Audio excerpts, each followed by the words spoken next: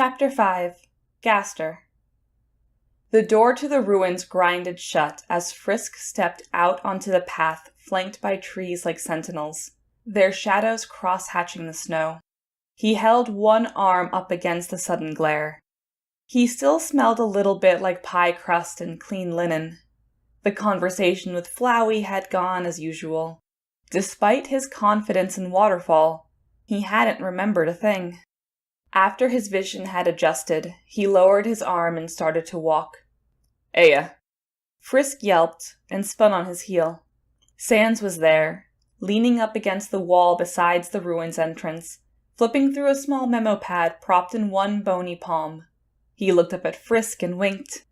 "Yep, it's you all right. Figured we could change things up a little bit this time, considerin'." He stuck the pad in his hoodie pocket, straightened, stretched. "Had a real good gag planned. Whoopee cushions were involved. They're always funny. But I get the feeling you've seen that one before.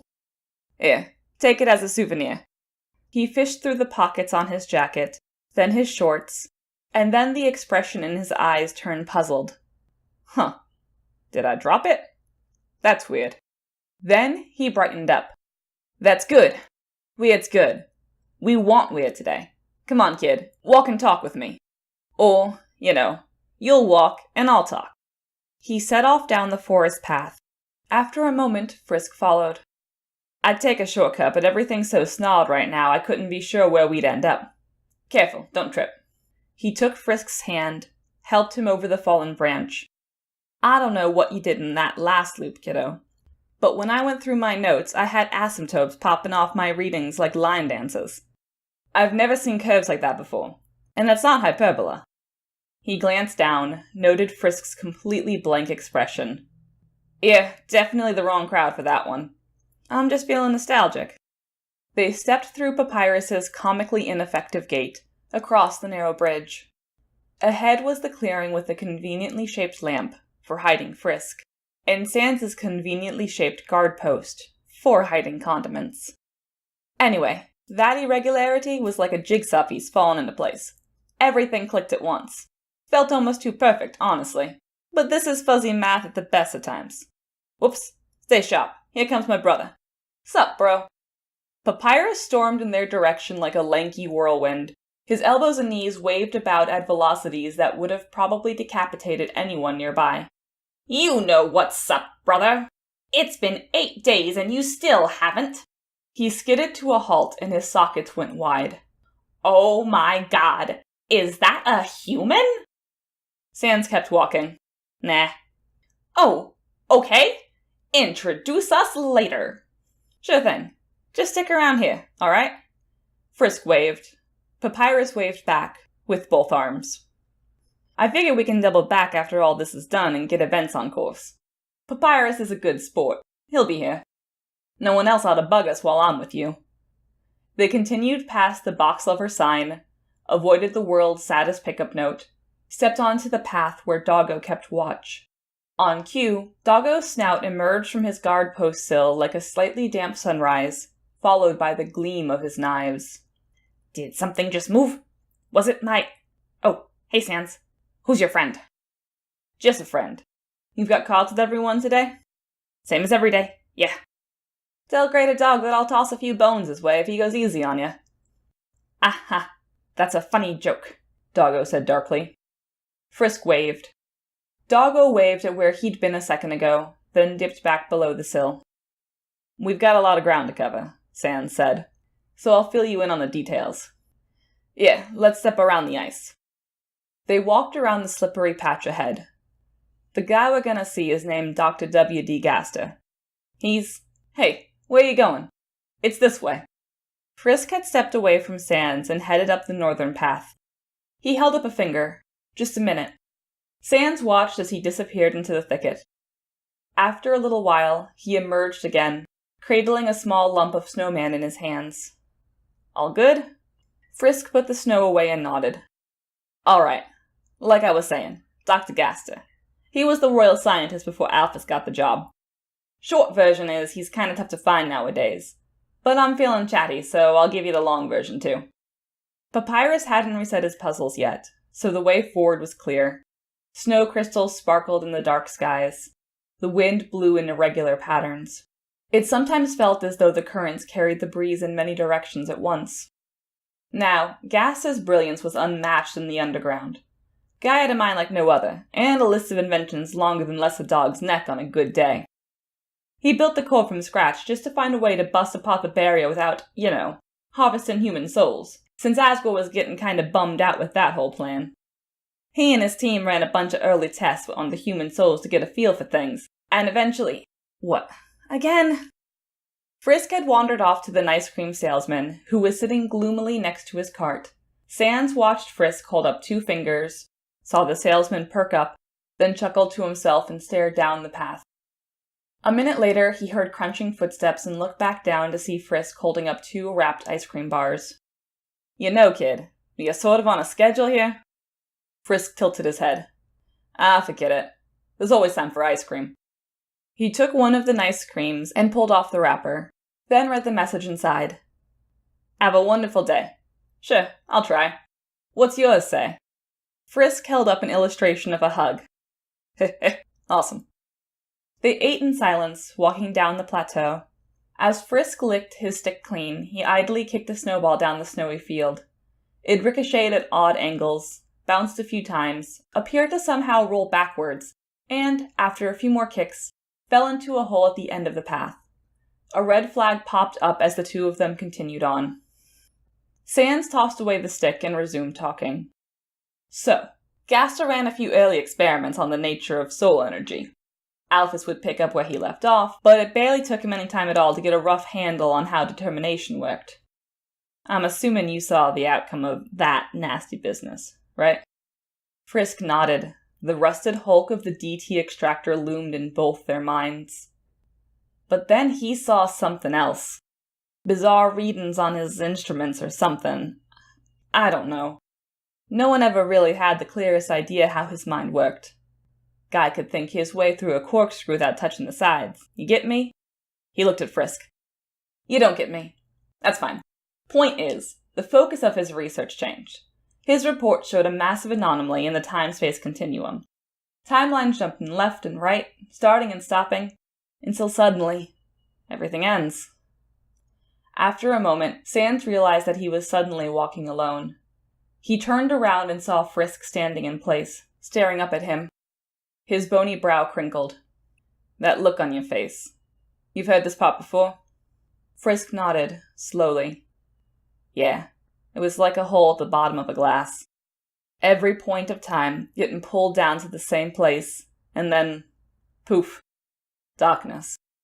You can probably see why the doctor would have thought this was a little more concerning than the barrier. So, he set up an observation lab. Sans looked away. The lights in his eyes flickered. A place where he could locate the anomaly. And eliminate it. He turned on his heel and started moving forward again. Eventually, Frisk followed him. Didn't work, of course, he said casually. Gaster was a genius, but he kinda bit off more than he could chew.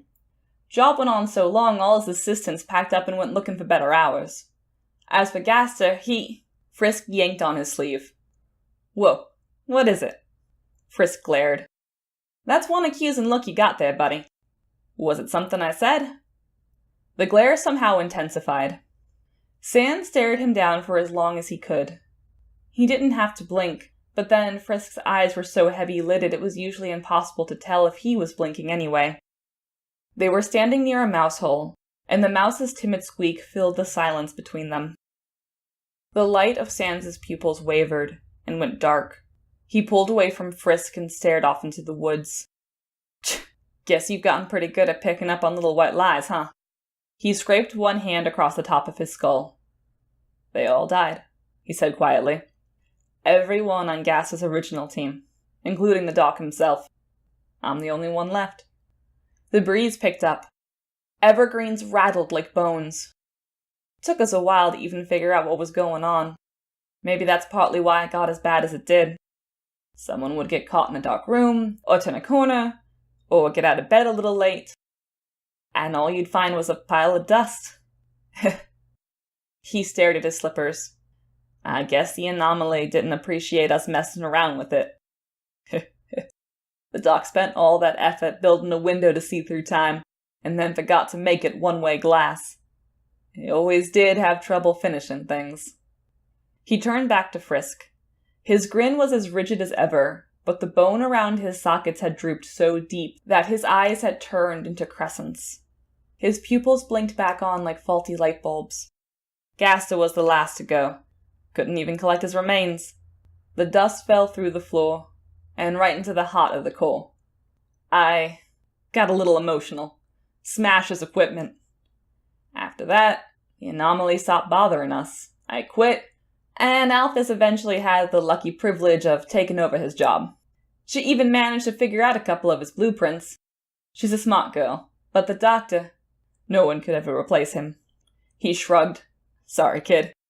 Didn't mean to sugarcoat it. Old habits. Frisk chewed his lip, traced abstract shapes in the snow with the tip of his shoe. Then he gestured down the path. Sans took the hint and resumed walking. It was a bad time for everyone, you know? The anomaly, whatever it did, it hit hard. Seemed to take away a lot more than just their lives. Hardly anyone even remembers the old team these days. And that goes double for Gaster. Alphys doesn't know him, and she practically interned with him. Even Papyrus doesn't... Well, it just got me down for a while. He sighed. Full disclosure, I kinda looked up to the guy. Frisk heard something behind him. A distant buzz, like a phone with no signal. He looked back, but nothing was there. But that's the thing. Seems like not even getting killed stopped him. I can't totally understand it, but he's in a lot of places now. A lot of times. All at once. Maybe it was because his essence fell into the core. Or maybe he was just that determined to survive. The guy definitely spent a lot of time around human souls. Your kind might have rubbed off on him. They walked across Alphys's disabled tile puzzle, every square fallen silent and gray. I was looking for those echoes of him, hoping your reset shenanigans would eventually stir things up enough to lead me to the source, where Dr. Gaster really was. And, like I told you on the phone, I found him. They passed Lesser Dog's house. He hadn't yet gone out on patrol, and doggy snores sounded from the darkness within. With every snore, Frisk could see a wet black nose pop in and out of the house. Apparently he was dreaming of being pet. It's like trying to solve a word search. One that's 1 billion letters wide and 1 billion letters long. You can't hope to find the word you want in that mess if you look everywhere at once, so instead you focus on one little part and hope you'll sniff it out. You kept rearranging things with every reset, until I found the word. The path where everything converges. And it's not much farther now. Sans turned and started walking backwards, his grin wider than usual. Should have figured it'd be here. We got strange signals crawling on this part of the underground like auroras. Bizarre phone calls, tingling feelings in the back of your neck. And now, we'll finally get to meet the real Dr. Gaster. If anyone can help bail out your fuzzy little buddy, it's him. And hey, as a special thank you to the doctor afterward, what do you say we save him, too? They'd reached the icy patch containing Papyrus's final switch puzzle. Sans stepped on the ice and pushed off, sliding into the dark tunnel beyond. That ice cream wrapper had the right idea, kiddo. It's gonna be a wonderful day. Frisk stood and watched him disappear, then tiptoed onto the ice, pushed off, and followed. They both emerged on the other side with snow puffs on top of their heads. Sans chuckled again and swiped his off. Man, where do these things come from?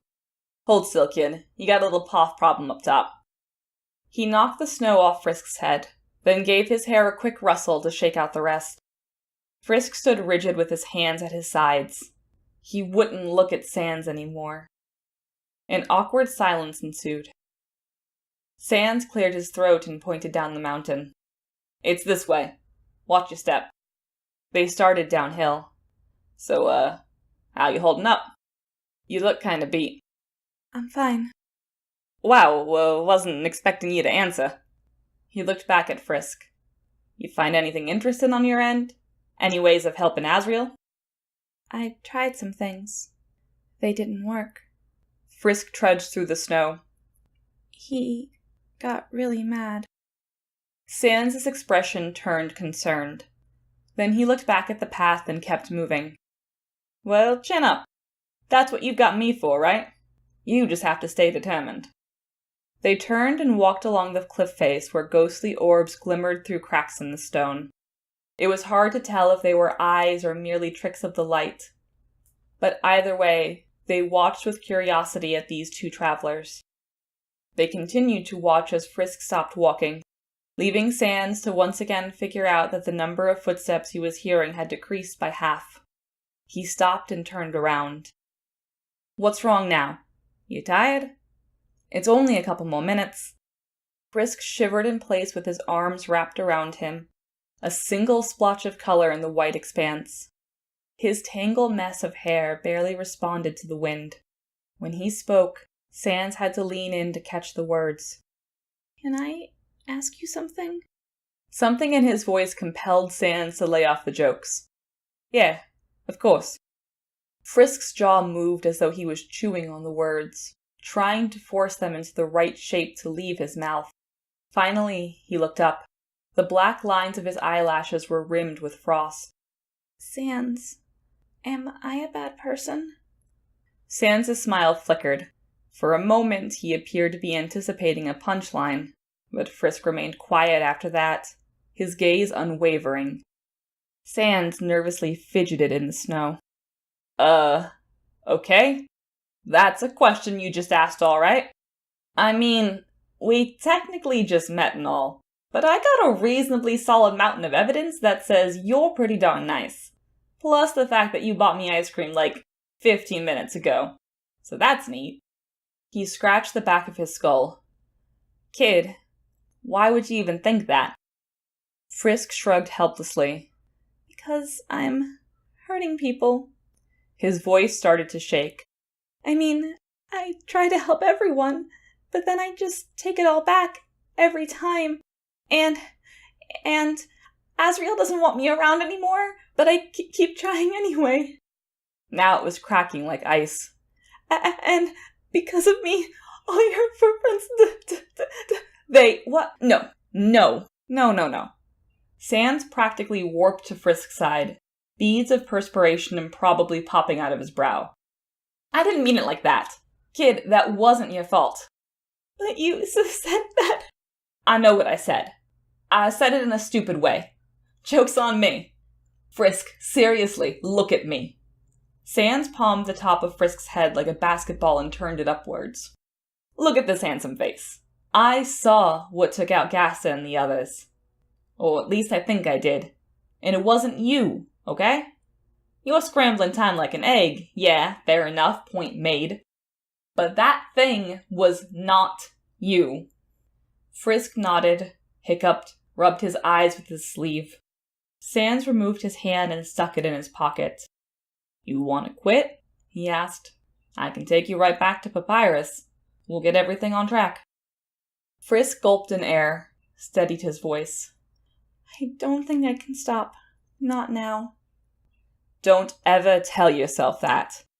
That kind of thinking's what really gets people hurt. You always have that choice, no matter what. Frisk stayed silent, then rested his head against Sans' bony chest. Sans sighed, patted him on the back. I don't totally agree with what you're doing here, it's true, he said. But I'm sticking with you just the same. You'd think I'd still be here if I didn't believe you were in this for the right reasons? For a while, Frisk didn't reply. Then, I want to keep going, Frisk said. His voice was slightly muffled by Sans' hoodie. Sans gave his shoulder a reassuring squeeze. Then let's move. Get you out of this wind before you get sick. Frisk pushed away and pointed ahead. Onward. Sans turned, walked for a bit, then stopped and turned again. And Frisk, let me ask you something too. Do you think I'm a bad person? Frisk shook his head so fiercely his hair whipped around his face. You see? His pupils dimmed. Guess that means we'll just have to take each other's word for it.